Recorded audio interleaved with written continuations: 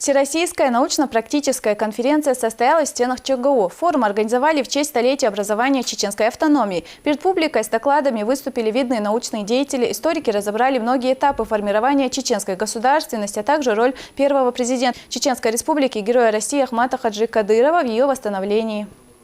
Мы должны учитывать, что стремление чеченского народа к государственности было гораздо раньше. Об этом сегодня отмечалось и в докладе Шахрудия Андреевича.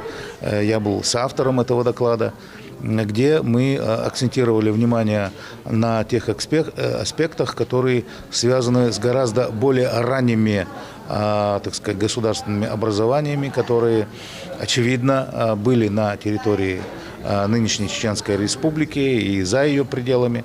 Вот. Поэтому что было до и что было после вот этой столетней даты, конечно же, об этом тоже нужно говорить.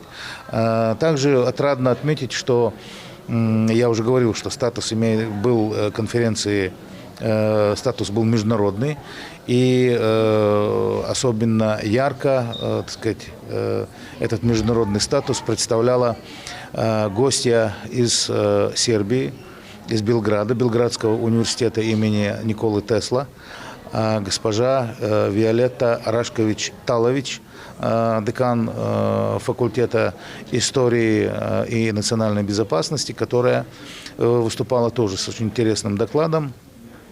Ваш покорный слуга подарил ей книгу «Фактор КРА. Антитеррор», которая в этом году была издана на сербском языке.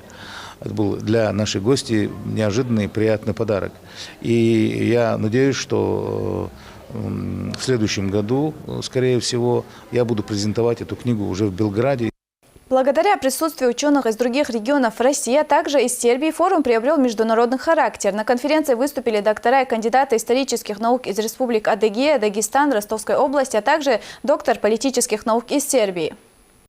Я думаю, что здесь, на этой конференции, очень представительный уровень участников, очень серьезные доклады, очень интересные выступления.